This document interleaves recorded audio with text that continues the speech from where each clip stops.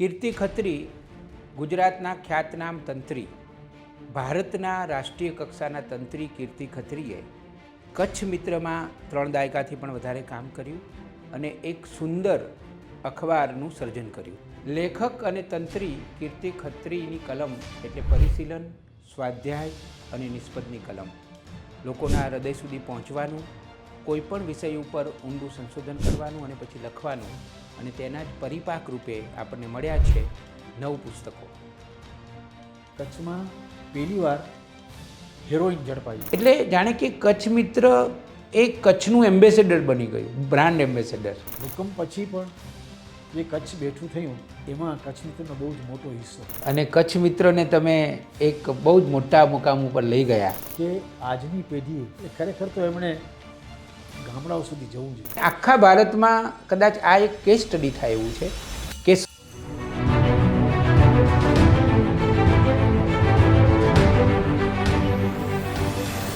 નવી સવારમાં આપનું સ્વાગત કરીએ છીએ. વ્યવસાયી પત્રકારો, વર્કિંગ જર્નલિસ્ટનું દસ્તાવેજીકરણ નવી સવાર દ્વારા થઈ રહ્યું છે.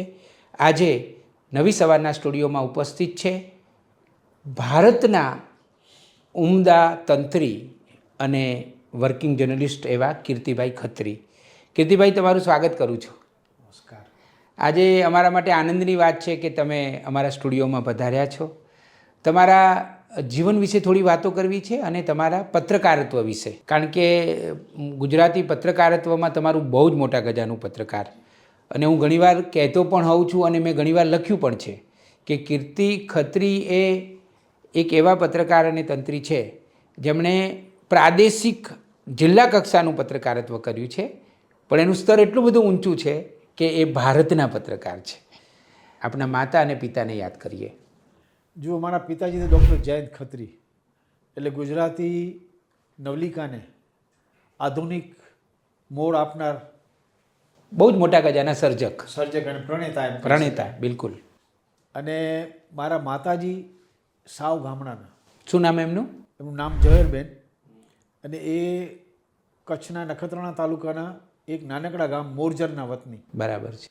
અને એમના લગ્ન જયંત ખાતી સાથે થયા. એટલે શિક્ષણમાં આટલો મોટો તફાવત છતાં આ એક જોડી તરીકે, એક પતિ પત્ની તરીકે એકદમ સફળ રહ્યા, અને અમને બધાને પણ એનું માર્ગદર્શન અને સલાહ સૂચન મળતા. તમારો જન્મ ક્યારે થયો? મારો જન્મ 12/3/1946 રોજ થયો. એટલે સ્વતંત્રતા પહેલાં? હા, કચ્છ માંડવીમાં જ થયો. કચ્છ માંડવીમાં થયો. બરાબર. કારણ કે એ વખતે મારા પિતાશ્રી જયંત ખત્રી એ મુંબઈમાં પોતાનું દવાખાનું હતું, બે દવાખાના છોડીને કચ્છ આવ્યા હતા. ઓહો. અને કચ્છમાં શરૂ કરી દીધું દવાખાનું. એ વખતે એ પણ મોટી વાત કહેવાય કે મુંબઈ છોડીને કચ્છ આવ્યા હતા. મુંબઈ છોડીને કચ્છ આવ્યા. તમારો ઉછેર ક્યાં થયો? મારો ઉછેર માંડવીમાં જ થયો. એટલે પ્રાથમિક શિક્ષણ મેં માંડવીમાં મેળવ્યું, માધ્યમિક પણ ત્યાં મળ્યું. શરૂઆતમાં હું મુંબઈ આવ્યો મીઠીબાઈ કોલેજમાં. અચ્છા. હા. પણ નિષ્ફળ રહ્યો. એટલે પછી પાછો માંડવીમાં જ શરૂ કરી. માંડવીમાં તે વખતે કોમર્સ કોલેજ શરૂ થઈ હતી, એટલે ત્યાં શરૂ કરી. પત્રકાર કેવી રીતે થયા? પત્રકાર, સાચી વાત એ છે, 1968માં as you know Jayant Khatri કેન્સરના કારણે બહુ પ્રમાણમાં નાની ઉંમરે ગયા. અને એ વખતે અમે 5 ભાઈઓ હતા. મોટા ભાઈ તો અપંગ, મારાથી મોટા ભાઈ અને હું વ્યવસાયિક રીતે ક્યાંય સેટલ નહોતા થયા, અને હું હજી SY BComમાં હતો, ફાધર ઓફ થઈ ગયા ત્યારે. એટલે ભણતર પડતું મૂકી અને અમારે નોકરીની ખોજમાં ભટકવું પડ્યું. ઉદ્યોગપતિ કાંતિસેન શ્રોફ એ મારા પિતાના મિત્ર થતા હોવાથી એટલે એમણે અમને એમની એક્સેલ ઇન્ડસ્ટ્રીઝમાં સ્થાન આપ્યું ક્લાર્ક તરીકેનું. આ દરમિયાન એવું બન્યું, એક અકસ્માત થયો. જુઓ આ પત્રકાર કેમ થયો એનો અકસ્માત. મારા એક જૂના મિત્ર મહેશ ગઢવી, એ તે વખતે મુંબઈના જનશક્તિમાં કામ કરે, અને અચાનક મને એક વખત ચર્ચગેટ સ્ટેશને ભેગા થઈ ગયા. એટલે બધી વાતો થઈ, સુખ દુઃખની વાતો થઈ, ક્યાં હતો, શું હતો, બધું. પછી એમણે કીધું એક વખત આવો જનશક્તિમાં. ત્યાં દિગંત ઓઝાનો ભેટો થયો તે વખતે. અને ચંદ્રશંકર શુક્લ તે વખતે એના એડિટર. નહીં, ચંદ્રશંકર શુક્લ તો ગયા હતા, પછી શંકર તારસાવાલા આવ્યા હતા. બરાબર. તો દિગંત મને કે જયંત ખત્રીનો છોકરો થઈને શું કરે છે તો યાર? મને કે આવી જા કાલથી અહીંયા. અને એક જ વસ્તુ કે જયંત ખત્રીનો દીકરો છે ને, કે અમારે ઇન્ટરવ્યૂ કંઈ નથી લેવું, તું આવી જા. અને આ રીતે અકસ્માતે હું પત્રકારિતામાં જોડાયો. જનશક્તિમાં જોડાયા. જનશક્તિમાં જોડાયો. જનશક્તિ દૈનિક હતું? દૈનિક હતું. બરાબર. અને એ વખતે ફ્રી પ્રેસ જર્નલ હમ હમ ગ્રુપ હતું. આ નામ તો એવું ભૂલી ગયો છે આખા ગ્રુપનું નામ, પણ એ ગ્રુપના 3 છાપા હતા. અંગ્રેજીમાં ફ્રી પ્રેસ જર્નલ, મરાઠીમાં નવશક્તિ એટલે ગુજરાતીમાં જનશક્તિ. અને સારું એવું વર્ચસ્વ હતું એનું. કેટલા વર્ષ ત્યાં કામ કર્યું? ત્યાં લગભગ સમજો ને મેં 2.5-3 વર્ષ કામ કર્યું. અને બધું જ કરતા હતા? કામ શું કરવાનું? કામ મોસ્ટલી ટ્રાન્સલેશનનું. અને અમે જુઓ સબ એડિટર તરીકે જોઈન થયો હતો. પણ એમાં બનતું એવું કે દિગંત હતો એટલે એ તો શું છે કે તમે મોટા સાગરમાં મૂકી દે. તો એક વખત એવું થયું કે કોઈ ફિલ્મ હતી નવી રિલીઝ થવાની હતી, અને એ તમને તો ખબર છે દિગંત ફિલ્મ જર્નાલિઝમનું પણ કરતો. એટલે મને કે જ્યાં આ ફિલ્મનો તારે રિવ્યૂ લખવાનો છે. એટલે હું તો સાવ નવો સૌ, મને એમ થયું આ એક કોઈ ફિલ્મનું પહેલી વખત રિલીઝ થઈ રહી છે, એ ફિલ્મનું કેવી રીતે આપણે કરશું. પણ ગયો પ્રીમિયર શોમાં ધર્મેન્દ્ર અને આ તે બધાને જોઈને હું તો બહુ ઓલો થઈ ગયો. તો આ તો હું ક્યાં આવી ગયો છું. ઓહો. મેં લખ્યો. પછી આ રીતે મેં લખવાની શરૂઆત કરી. એટલે ધર્મેન્દ્રને જોઈને હું તો આવાક બની ગયો. પણ પછી મેં રિવ્યૂ લખ્યો અને ક્રિટિકલ રિવ્યૂ લખ્યો. અને એ દિગંતે મને કહ્યું હતું કે આપણે ચિંતા નહીં કરવાની સામે કોણ છે, તને જે તારા મનમાં આવ્યું એ લખ. બરાબર. ક્રિટિકલ રિવ્યૂ લખ્યો અને છપાયો. આ મારે શરૂઆતની વર્ષો. દરમિયાનમાં એવું થયું કે રામનાથ ગોયંકા મુંબઈમાંથી ગુજરાતી છાપું શરૂ કરવા માંગતા હતા. જનસત્તાની, એટલે એ વખતે એમણે અમદાવાદનું રમણલાલ શેઠનું જનસત્તા ટેક ઓવર કરી લીધું હતું. અને પછી એમની ઈચ્છા હતી કે મુંબઈથી જનસત્તાની એડિશન શરૂ કરી. એટલે મુંબઈની જનસત્તા એડિશન ઉપર એ લોકોએ ભરતી શરૂ કરી. પસંદ થયા હતા? પસંદ થયો અને જોડાયો. પણ બન્યું એવું કે તે વખતે ઇન્દિરાની અને રામનાથની વચ્ચે ગજગરા. અને એ વખતે એક બિલ આવ્યું હતું કે અખબારી ઇજારાશાહી સંબંધી કંઈક હતું. એટલે એમને મુંબઈથી જનસત્તા શરૂ કરવાની પરમિશન ના મળી. એટલે પછી એટલે આવું પણ બને કે આ બહુ નવાઈ ભરેલી વાત છે. હકીકત છે. એટલે પછી એમણે કહ્યું કે હવે તો કાં તો તમે એમ લોકો છો, હવે તમને ભરતી કરી લીધા છે. તો અમારી સાથે 2 જણ એવા હતા, એક વિપુલ કલ્યાણી અને વામન જોશી. એ બંને MA વિથ જર્નાલિઝમ કર્યું હતું. MA કર્યું હતું ને પછી જર્નાલિઝમ કર્યું હતું. એટલે વેલ ક્વોલિફાઈડ હતા. એટલે એ બંને ત્યાં એક્સપ્રેસમાં જોડાઈ ગયા મુંબઈમાં. આ વિપુલ કલ્યાણી એટલે પછી પાછળથી લંડન ગયા, એ જ ઓપિનિયન ચાલુ કર્યું. એ જ વિપુલ કલ્યાણી. બરાબર. અને મકરંદ શુક્લ હતું સાથે, એ વડોદરામાં લોકસત્તામાં ગયો. અચ્છા. હું ને રમેશ જાદવ હા. પછી નક્કી કર્યું કે અમે જનસત્તા અમદાવાદમાં ગયા. અચ્છા. એ રીતે હું જનસત્તા અમદાવાદમાં ગયો. પછી રમેશ જાદવને તો બીજે ક્યાંક સર્વિસ મળી ગઈ એટલે પાછો મુંબઈ ચાલ્યો ગયો. પણ હું કંઈ મુંબઈમાં સ્થાયી હતો જ નહીં આમ પહેલેથી જ. અને મને એમ હતું કે હું મુંબઈથી ભુજ જવું હતું, અમદાવાદ અડધે રસ્તે પહોંચે છું, આગે આગે દેખા જાયગા. ક્યાં વાત. એટલે મેં જનસત્તામાં પરમનન્ટ સર્વિસ સ્વીકારી લીધી અને ત્યાં જોડાઈ ગયો. બરાબર. પછી ત્યાં હું ગુજરાત જર્નાલિસ્ટ યુનિયનમાં પણ જોડાયો. પછી નિરંજન પરીખ હતા તે વખતે પ્રમુખ. પછી જનસત્તામાં સ્ટ્રાઇક બી પડેલી ને એમાં મતલબ ઘણી બધી આખો પેલો ઇતિહાસ છે. પણ અહીંયા કેટલા વર્ષ કામ કર્યું અમદાવાદમાં? અમદાવાદમાં હું 7.5 થી 8 વર્ષ હતો. ઓહો. અને જનસત્તામાં જ? જનસત્તામાં. અને એમાં એવું થયું કે શરૂઆતમાં તો હું સબ એડિટર એટલે જે ડેસ્ક હોય રાતના જે સમાચાર કરવાનો અનુવાદ કરવાનો ને એવું બધું. પણ પછી મને એડિટોરિયલ પેજ જે જનસત્તાનું તૈયાર થતું. અને તે વખતે શું હતું કે જનસત્તા તો રામનાથ ગોયંકાએ ટેક ઓવર કરેલું. એટલે ઇન્ડિયન એક્સપ્રેસમાં જે કુલદીપ નાયર છે, બીજા બધા જે રાઇટરો છે, એના જે એડિટોરિયલ પેજ પર જે લેખો આવતા એનો અનુવાદ કરવાનો. એટલે મને એમાં મૂક્યો. એટલે એ નરેન્દ્ર ત્રિવેદી એમાં સિનિયર હતા મારાથી, એના હાથ નીચે મને મૂકેલો. હું ને નરેન્દ્રભાઈ ત્રિવેદી 2 જણ એમાં એડિટોરિયલ પેજ સંભાળતા. મેઇન તો નરેન્દ્રભાઈ, અને મારે ખાસ કરીને ટ્રાન્સલેશન કરવાનું. અને અમુક તો જે સાઉથ ઇન્ડિયન હતા, નામ ભૂલી ગયો છું એમનું તો અંગ્રેજી એટલું બધું અઘરું કે ડિક્શનરી ઉઠલાવી પડે. ઓહો. અને ત્યારે માંડ થાય. અને ઘણી વખત એવું હોય, અમુક વાક્ય રચનાઓ એવી હોય વિચ વેર વિચ એમ કરી જોડીને કરેલું હોય. એક વાક્ય 7-7, 8-8 લાઇનનું વાક્ય હોય, એક વાક્ય. ઓહો. અને એ ગુજરાતીમાં બેસાડવા માટે ઘણીવાર એટલી બધી મથામણ થતી કે હું ને ત્રિવેદી 2 જણ એક કલાક સુધીમાં મથતા ત્યારે માંડ એ પૂરું થતું. બોલો. એટલે આવી રીતે એક ટ્રેનિંગ મળી મને એની. એટલે બરાબર ઘડતર થયું બરાબર જનસત્તામાં જ. અને દરમિયાનમાં જન્મભૂમિ પ્રવાસી સવારનું દૈનિક શરૂ થવાનું હતું, જેમાં હરીન્દ્ર દવે એના એડિટર તરીકે આવવાના હતા. એટલે એની ભરતી શરૂ થઈ હતી. એટલે હરીન્દ્રભાઈનો મને ફોન આવ્યો કે મુંબઈ આવી જાય. એટલે હું મુંબઈ ગયો. પછી મેં કીધું જુઓ મને છે ને પાછું મુંબઈ આવવામાં રસ નથી, પણ ભવિષ્યમાં ક્યારેક ભૂજ જવાનું હોય ને ત્યારે તમે મને કહેજો, કારણ કે તમારી પાસે જન્મભૂમિના હવે તમે એડિટર થયા છો. ફૂલછાપ અને કચ્છ મિત્ર પણ હવે તમારી નીચે જ છે બધા. એટલે ત્યારે કચ્છ મિત્ર તો ચાલુ હતું જ. કચ્છ મિત્ર ચાલુ હતું. બરાબર. મેં ના પાડી કે મારે મુંબઈ નથી આવવું.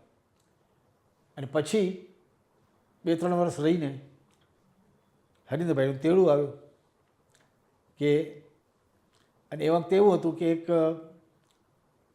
શિવકુમાર ત્યાં કચ્છ મિત્રના એડિટર તરીકે મૂક્યા હતા, પણ એમની જે સૌરાષ્ટ્રની લઢણ ને એવું બધું હતું, એટલે હરીન્દ્રભાઈને એમ હતું કે આ ભાઈ વધુ વખત સુધી અહીંયા ટકી નહીં શકે.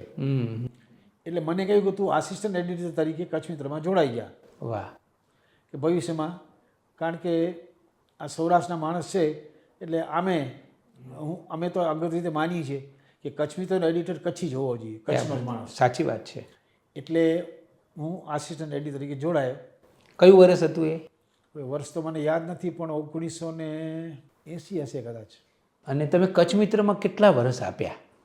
કચ્છ મિત્રમાં તો હું 31 વર્ષ. અને કચ્છ મિત્રને તમે એક બહુ જ મોટા મુકામ ઉપર લઈ ગયા. એટલે હું ગયો ને જ્યારે, હા, કચ્છ મિત્ર 4 પાનાનું હતું ખાલી. 4 જ પાનાનું? 4 જ પેજનું. હા. અને પછી 6 પેજનું જ્યારે કર્યું ત્યારે મારે તો બીક લાગતી હતી. આ 6 પાનાનું પેજ કચ્છના સમાચારથી કેવી રીતે ભરાશે. એટલે મેં હરીન્દ્રભાઈને કીધું મને તો બહુ ડર લાગે છે. મને કે કાંઈ વાંધો નથી, તમે જવા દો. 6 પાનાનું કર્યું, પછી 8 પાનાનું કર્યું, અને પછી 12 પાનાનું કર્યું, અને હવે તો આખું ફૂલ ફ્લેજ ગુજરાતી પેલું થઈ ગયું. એ મારે ટાઈમમાં જ થયું છે. એટલે પણ કચ્છ મિત્રમાં આવ્યા પછી મેં આખું ફોલોઅપ કરી, નેશનલ અને લોકલ બંને. કારણ કે કચ્છનું પોતીકું છાપવું હોય, વાહ, એટલા માટે શું કરવું જોઈએ? તો મેં પહેલાં તો કચ્છ વિશે, કચ્છની ભૂગોળ વિશે, કચ્છની ઇતિહાસ વિશે, અગર તો કચ્છના બીજા જુદા જુદા વિષયો, દાખલા તરીકે હસ્તકલા વિશે, કચ્છની પ્રખ્યાત, એના વિશે લખી શકે એવા માણસો કોણ કોણ છે એ બધા શોધ્યા. અને કચ્છના વિષય સાથેની જ કટારો રવિવારની પૂર્તિમાં શરૂ કર્યા. અને એની એટલી બધી ઇમ્પેક્ટ પડી કે સર્ક્યુલેશન પણ વધવા માંડ્યું. અને ધીમે ધીમે પગદંડો જમાવી લીધો બરાબર. જાહેર ખબરો બહારથી મળવા માંડી. પહેલાં શું હતું કે લોકલ જાહેર ખબરો વધુ મળતી, પણ આ ધીમે ધીમે એની ખ્યાતિ પ્રસરી. એટલે જે કોમન જાહેર ખબરો હોય બીજી બધી, કે જે ગુજરાત સમાચારને મળતી હોય, એક સમાચાર એ જાહેર ખબર કચ્છ મિત્રને પણ મળે એવું પણ થવા માંડ્યું. એ સ્તરે વાત પહોંચી ગઈ. એ સ્તરે વાત પહોંચી ગઈ. કેટલું સારું કહેવાય. એટલે અને કીર્તિભાઈ, કચ્છ મિત્ર એટલે કચ્છનું મિત્ર. જી, હું પણ કચ્છમાં અવારનવાર ફર્યો છું, અને મેં એ પ્રતિષ્ઠાને, એ વિશ્વસનીયતાને અને એ મજબૂત સંબંધને મેં જોયો પણ છે. અને બીજું, અમારા અમદાવાદના પત્રકારો હોય કે મુંબઈ કે દિલ્હીથી કોઈ આવે તો છેવટે બધાની નજર અને પગ પહેલાં કચ્છ મિત્રની ત્યાં જ જાય કે ભાઈ કીર્તિભાઈ અને કચ્છ મિત્ર છે. કંઈક ઇનપુટ્સ લેવાના હોય, કંઈ પૂછવાનું હોય, કંઈ માર્ગદર્શન લેવાનું હોય, એટલે જાણે કે કચ્છ મિત્ર એ કચ્છનું એમ્બેસેડર બની ગયું, બ્રાન્ડ એમ્બેસેડર એવું કહેવાય. એટલે મને યાદ આવે છે કે 80ના દાયકામાં કચ્છમાં ઉપરાઉપરી 3-4 દુષ્કાળ પડ્યા હતા. તો એ વખતે આમ જનરલી બીજા બધા છાપામાં કેવું હોય કે ત્યાંનો પ્રતિનિધિ હોય એ રિપોર્ટ મોકલે અને છપાય, પણ અહીં તો હું જાતે જ. અને એ વખતે LM પોમલ ભુજમાં જ હતા, બહુ જાણીતા અને ઇન્ટરનેશનલ ફોટોગ્રાફર. એમને સાથે લઈને બધી જગ્યાએ જતા અમે દુષ્કાળમાં, અને ફોટા લેતા, અને આખી હું મારા નામ સાથે રિપોર્ટિંગ કરતો. અને એવા તો કેટલાય બધા પ્રસંગો છે જ્યારે મારી આંખમાં પાણી આવી ગયા હોય જોઈને, ત્યાં જોઈને. એટલે તમે એકરૂપ થઈ ગયા કચ્છની સાથે. અને કદાચ એટલે જ કચ્છ મિત્રને આ પ્રતિષ્ઠા મળી, જે એમનેમ તો પ્રતિષ્ઠા મળે નહીં. તમારું વિઝન પણ ખરું. મને યાદ છે કે તમે કચ્છ વિશે બહુ દળદાર વિશેષાંકો પણ કર્યા. અદ્ભુત બધા વિશેષાંકો. કચ્છ મિત્રની એક પરંપરા હતી દિવાળી અંક કરવાનો. એટલે દર દિવાળીએ એ અંકો એની અંદર એવા જ લોકોને આમંત્રીને એના વિશે લખાવતા. રામસિંહજી રાઠોડ હતા, પછી બીજા પણ ઘણા એવા લેખકો હતા કે જે માત્ર કચ્છ વિશે જ લખતા અને એવા સેંકડો કચ્છી લેખકોના પછી પુસ્તકો પણ થયા. એ જે સંખ્યાબંધ પુસ્તકો થયા છે એના પાયામાં તો કચ્છ મિત્ર જ છે. કચ્છ મિત્રની કટારો હોય, પહેલાં એમની કટારો લખી પછી એના પુસ્તકો થાય. એટલે કીર્તિભાઈ, કચ્છ મિત્રનું બહુ મોટું પ્રદાન ગુજરાતી પત્રકારત્વમાં પણ, અને એમાં તમારું વિઝન, તમારી મહેનત, એ બધું પણ ચોક્કસ એમાં આપણે ગણી શકીએ કે એને કારણે એ થઈ શક્યું. તમને કેટલો સંતોષ થયેલો? મને ઘણી વખત નિરાશા પણ થતી. કઈ રીતે કે અમુક સમસ્યાઓ હોય, એ સમસ્યાઓ વિશે, પાણીની સમસ્યા છે, એના સિવાય બીજા કોઈ પ્રાસંગિક એવી કોઈ સમસ્યા હોય, એના વિશે આપણે લખતા ને કાંઈ ન થાય જ્યારે ત્યારે બહુ જ અંદરથી અફસોસ થતો કે આપણે આ બધું કરી જઈશું બધું પાણીમાં, આ કંઈ થવાનું જ નહીં. પણ કેટલાક કિસ્સાઓમાં અને કેટલાક પ્રશ્નો એવા હતા કે જેને લખવાથી તરત જ એનો પડઘો પણ પડતો અને કામ થઈ જતો તો સંતોષ થતો. અને ઘણી વખત તો એવું થાય એ કોઈ ગામની પ્રશ્નોને વાચા આપી હોય અને એને કારણે એનો ઉકેલ થયો તો ગામ લોકો પેલું પાઘડી ને બધું લઈને ઓફિસમાં આવે ને સન્માન કરવા આવે. પછી હું ના પાડું કે ભાઈ આમાં સન્માન ન હોય. વાહ! હું તો પત્રકાર છું, મારી જે ફરજ હતી મેં બજાવી. પણ હું કદાચ એક અભ્યાસી તરીકે એમ પણ કહું કે કચ્છનો જે વિકાસ થયો છે ને એનું કોઈ સાથીદાર અને સાક્ષી અને સાથીદાર રહ્યું હોય તો એ કચ્છ મિત્ર છે. એ તો કહેવું પડે, બધી રીતે છે, એમાં કોઈ સવાલ નથી. અને આખા ભારતમાં કદાચ આ એક કેસ સ્ટડી થાય એવું છે કે સરહદ ઉપર, ભારત અને પાકિસ્તાનની સરહદ ઉપર આવેલો જિલ્લો, અને કેટલો વિશાળ જિલ્લો અને અનેક પ્રશ્નોથી પીડાતો જિલ્લો, એમાં પણ આવું સ્વસ્થ પત્રકારત્વ તમે કરી બતાવ્યું. ધરતીકંપ આવ્યો અને બધું તસનસ થયું. વિનાશક ભૂકંપ હતો એ તો. વિનાશક ભૂકંપ હતો, પણ મને ખ્યાલ નહોતો કે કચ્છ મિત્રનું શું થયું હશે. સદભાગે મારું મકાન સલામત રહ્યું, અમે લોકો બધા સલામત, અમને કંઈ તકલીફ જેવું ન થયું. અમારા મેનેજર સુરેશભાઈ, એમનું મકાન પડી ગયેલું, સુરેશભાઈ બેઘર થઈ ગયેલા હતા. પણ છતાં એ પોતાની ગાડી લઈ અને ફૂલછાપ પહોંચ્યા. એ દિવસે કચ્છ મિત્ર ફૂલછાપમાં છપાય એની વ્યવસ્થા ગોઠવી. અને પછી થતું એવું કે એક દિવસ કચ્છ મિત્ર બંધ રહ્યું. તે વખતે શું હતું, 26મી જાન્યુઆરી હતી. એટલે 26મી જાન્યુઆરીએ તો આમે બંધ જ હોય બધા અખબારો, 27મીનો. એટલે 27મીનો અંક અમારો બંધ રહ્યો અને 27મી ન નીકળ્યું એટલે 28મીનો અંક બંધ રહ્યો. પણ 29મી તારીખથી કચ્છ મિત્ર પાછું ચાલુ થઈ ગયું. પાછું ચાલુ થઈ ગયું. ક્યાંથી? ફૂલછાપમાંથી છાપીને. એટલે અમે અહીંથી સમાચાર મોકલતા. અને ફૂલછાપમાં પણ અગાઉ કચ્છના એક બે માણસો હતા, એક કિરીટ પરમાર કરીને હતો, એ મૂળ કચ્છનો, એટલે એને બહુ લાગણી, એટલે એણે પણ બધું ત્યાંથી બેસીને આ બધું આ તે બધું કરીને 4 પાનાનો અંક કરીને મોકલ્યો ત્યાંથી. અને 29મી આવ્યો અને લગભગ 10-12 દિવસ સુધી કચ્છ મિત્ર ત્યાં છપાયું. અને પછી જે અમારું કચ્છ મિત્રના મશીનમાં જે ધૂળ કાંકરી ચાલી ગઈ હતી, આ હતી તેથી ઘણી બધી મુશ્કેલીઓ હતી, એ બધી દૂર કરી સાફ સફાઈ કરીને તૈયાર થયું. પછી કચ્છ મિત્ર પાછું અમે ત્યાંથી ભૂકંપ શરૂ કર્યું. અને તમે જુઓ, ભૂકંપ પછી પણ જે કચ્છ બેઠું થયું એમાં કચ્છ મિત્રનો બહુ જ મોટો હિસ્સો. સાચી વાત.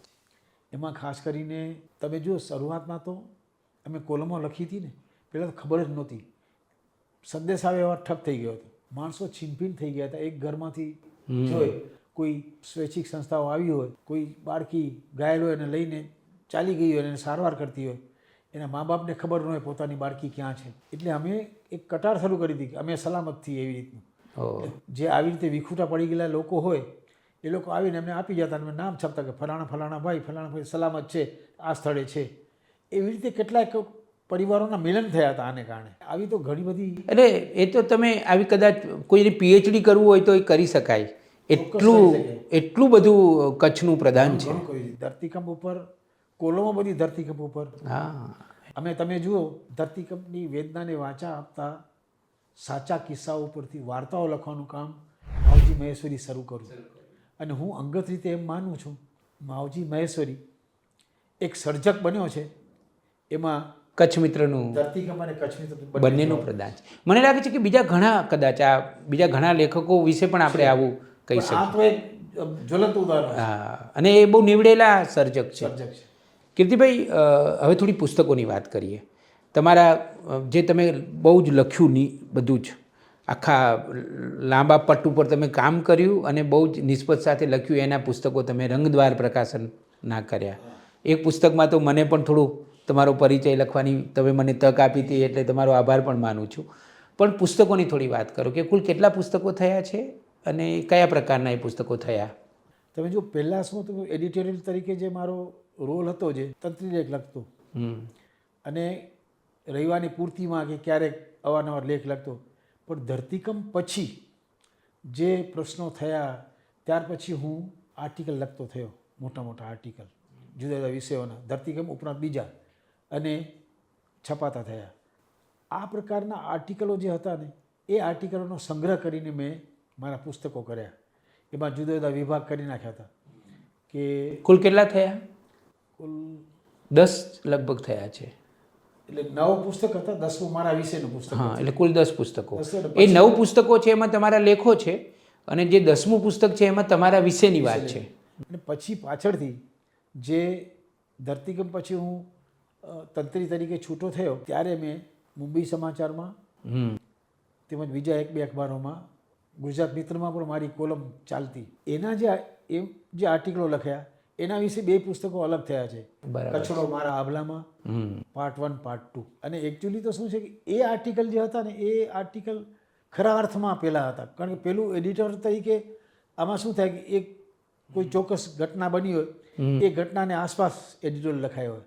જ્યારે આ શું છે, સમગ્રતયા કોઈ પ્રશ્નને ઉપાડીને જે લખ્યા છે. એટલે મને એમ લાગે છે કે ઉલટાના એ જે 2 પુસ્તકો હતા ને, એ વધારે કચ્છ વિશે વધુ, જેને કહીને વિષય તરીકે અને કન્ટેન્ટની દૃષ્ટિએ વધુ સારા હતા. પરિવારનું કેટલું પ્રદાન? વર્કિંગ જર્નલિસ્ટ અને તંત્રી કીર્તિ ખત્રીએ જે આટલું બધું કામ કર્યું, ઉત્તમ કામ કર્યું અને ગુજરાતી પત્રકારત્વને સમૃદ્ધ કર્યું, એ કીર્તિ ખત્રીને એમના પરિવારનો કેટલો સહયોગ? પરિવારનો પૂરેપૂરો સહયોગ મળ્યો. તમે જો, એક તો પરિવારના 2 રીતે. એક તો જયંત ખત્રીનો પુત્ર, એટલે મારા મનમાં એમ બી થાય કે હું એટલીસ્ટ સર્જક નથી બની શક્યો, પણ પત્રકાર તો બન્યો છું. ભલે હું લેખક નથી, કારણ કે એ રીતે આપણે જો વ્યાખ્યાન રીતે જોવા જઈએ તો હું કંઈ સર્જકની વ્યાખ્યામાં ના આવું. બરાબર છે. લિટરેચરની રીતે. પણ પત્રકાર તરીકે ચોક્કસ. એટલે એનો મને આનંદ. અને બીજું કે મારે પત્ની, મારા બીજા બધાએ મને બહુ દિલથી સહકાર આપ્યો છે. એમાં એવું હતું કે શરૂઆતના વર્ષો હતા, કચ્છ મિત્રમાં આવ્યો, નાઇટ ડ્યુટી, બધું રાત્રે બી જોવાનું, કારણ કે આખું હજી તંત્ર ગોઠવાય એને સમય લાગે. કારણ કે મને મારી મરજી મુજબનું તંત્ર ગોઠવું હોય તો રાત્રે ઘણી વખત 1-1, 1.5, 2-2 વાગી જતા. રાત્રે મોડો ઘેર આવતો, છતાં મારા પરિવારે મને સહન કર્યો, મારા પત્નીએ મને સહન કર્યો. એટલે હું માનું છું કે એમનો પણ બહુ મોટો હિસ્સો છે એની અંદર. પણ તમે જુઓ કે હું ખાતરીપૂર્વક કહું છું, જર્નાલિઝમના એટલે એક તંત્રી વિભાગ હોય, એ તંત્રી વિભાગની કામગીરીની વહેંચણી સૈદ્ધાંતિક રીતે થવી જોઈએ જે રીતે, એ રીતે ગુજરાતના છાપામાં ભાગે જ થાય છે. એટલે કે એડિટોરિયલ ડિપાર્ટમેન્ટ અલગ હોય, એટલે ડેસ્ક એટલે કે ટ્રાન્સલેશન અલગ હોય, રિપોર્ટર અલગ હોય, ચીફ રિપોર્ટર હોય, પછી ન્યૂઝ એડિટર હોય. એ ન્યૂઝ એડિટર, રિપોર્ટરો તેમજ ડેસ્ક બંનેનો વડો હોય. એવું તંત્ર ગુજરાતમાં ભાગે જ ક્યાંય ગોઠવાય. સાચી વાત છે, બિલકુલ. પણ કચ્છ મિત્રમાં અમે એવી રીતે ગોઠવ્યું. કચ્છ મિત્ર, તમે નવાઈ લાગશે, કચ્છ મિત્રમાં news editor, chief sub editor, chief reporter બધું જ કર્યું હતું. અને બધાનું સંકલન કેવી રીતે કરવું એ મેં શક્ય બનાવ્યું હતું. રજનીકાંત સોની કરીને એક ભાઈ હતા, જે આમ તો ટ્રેઝરીમાં સર્વિસ કરતા હતા અને કચ્છ મિત્રમાં પાર્ટ ટાઈમ આવતા હતા. એમને ફૂલ ટાઈમ બનાવીને એમને ન્યૂઝ એડિટર બનાવ્યા હતા. એટલે એ બંને સંભાળે. અને એમાં તો શું છે વધારામાં, કે ગુજરાતના બીજા અખબારોમાં આ ન હોય, પણ કચ્છમાં તો શું હોય કે ગામના સમાચાર આવતા હોય, તાલુકાના પ્રતિનિધિઓ નિમ્યા. આ તમે જુઓ, આખું જે નેટવર્ક હતું, કચ્છ એટલે ગુજરાતનો 4થા ભાગનો વિસ્તાર ધરાવતો જિલ્લો. ગુજરાતનો 4થો ભાગ એટલે માત્ર કચ્છ, અને એની વસ્તી સાવ તે વખતે 11 લાખની વસ્તી. અને એની અંદર જે તાલુકા મથકો હોય, એટલે અમુક તો તાલુકા મથક એવા કે જેની વસ્તી 5-6 હજાર માંડ હોય. એક મોટું ગામ હોય ત્યાં આપણો પ્રતિનિધિ હોવો જોઈએ. હવે પ્રતિનિધિ શોધવા કેમ? કોઈ માણસ તો એવો તૈયાર કરવો જોઈએ ને. જે તે વિસ્તારમાં પ્રાથમિક શિક્ષકોની ભરતી થાય, કારણ કે પ્રાથમિક શિક્ષકો તો બધી જગ્યાએ હતા જ. હવે એમાં હોય, કચ્છમાં હોય તો મહેસાણાનો પ્રાથમિક શિક્ષક હોય, બીજો હોય, આ હોય તે હોય.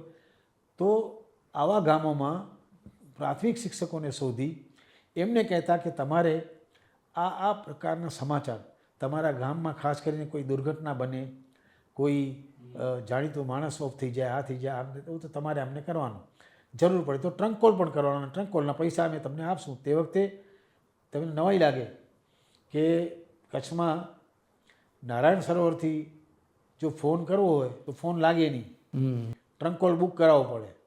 અને ઘણી વખત એવું થાય કે ટ્રંક કોલ લાગે ત્યારે નારાયણ સરોવરથી નખત્રાણાથી ભુજ આવે, એટલે નખત્રાણાનો ઓપરેટર ભુજવાળા ઓપરેટરને કહે, ભુજવાળા ઓપરેટર પાર્ટીને કહે, ત્યારે વાત થાય.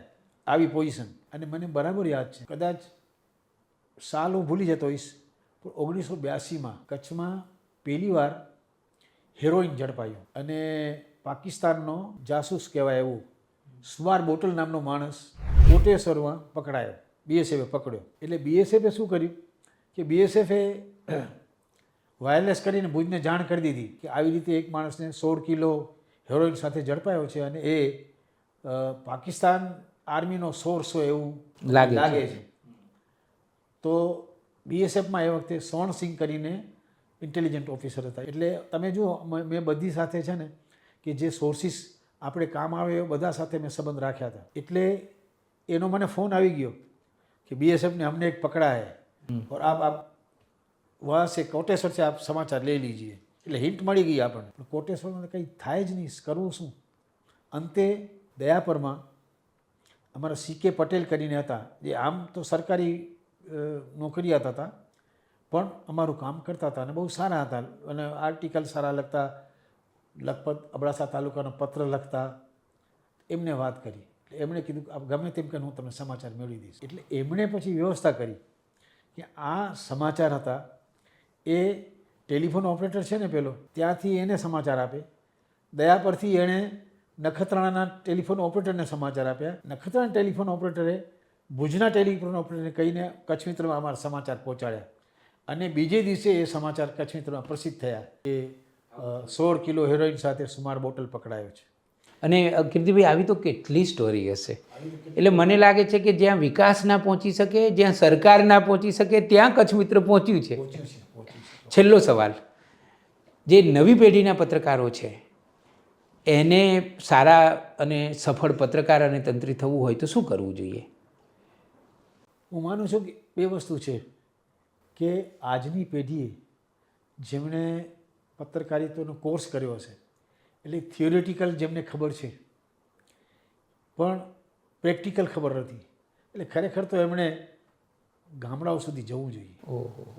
તો જ થિયરી અને પ્રેક્ટિકલ બંને સાથે મળે તો એક બહુ સરસ પત્રકાર જન્મી શકે છે. એટલે દાખલા તરીકે કઈ એવી વસ્તુ હોય, કોઈ એવી બીમારી આવી છે, કોઈ ઘટના બની છે, તો તરત જ તે વખતે ધસી અને માણસોની વ્યથાને રજૂ કરવી જોઈએ. હું માનું છું કે તો જ આજનો પત્રકાર છે સફળ પત્રકાર કહેવાશે. બાકી ખાલી પુસ્તકીય જ્ઞાનથી કંઈ નહીં મળે. બીજો જન્મ મળે તો પત્રકાર તંત્રી થશો કે સર્જક થશો પિતાની જેમ? બહુ અઘરો સવાલ છે. પણ આમ જુઓ, આમાં એમ થાય કે મને થોડુંક, દાખલા તરીકે હરીન્દ્ર દવે હતા, સર્જક હતા અને પત્રકાર પણ હતા, બંનેમાં એમણે નામ ઊંચું કર્યું. પણ પહેલાં સર્જક હતા પછી પત્રકાર. હા, સાચી વાત. જો કે એવું બી નથી, એ પત્રકાર બી હતા, પછી પાછા વચ્ચે યુસીસમાં ગયા અને એને ઘણું બધું પેલું છે. એટલે હું તો એમ માનું કે બંનેમાં મારે રહેવું છે, કરવું પડે. સર્જકે પત્રકારત્વ છોડવું નથી, એ પણ રાખ્યું. કીર્તિભાઈ, તમે નવી સવારના સ્ટુડિયોમાં આવ્યા અને આટલી સરસ માહિતી આપી. હું તમારો આભાર માનું એ પહેલાં એટલું ચોક્કસ કહું કે અમને બધાને તમારા માટે ખૂબ ગૌરવ છે. એક ઉત્તમ નીવડેલા સમાજને નિષ્ઠ હોય એવા નિસ્પદી પત્રકાર અને તંત્રી કેવા હોય એનો એક ઉત્તમ નમૂનો તમે છો. તમને રોલ મોડેલ બનાવવાનું મન થાય અને તમે જે કચ્છ મિત્રને અને ગુજરાતી પત્રકારત્વને કુલ પ્રદાન કર્યું છે એ પ્રદાન ખરેખર ગુજરાતી પત્રકારત્વના ઇતિહાસમાં સુવર્ણ અક્ષરે લખાશે, એમાં મને કોઈ શંકા નથી.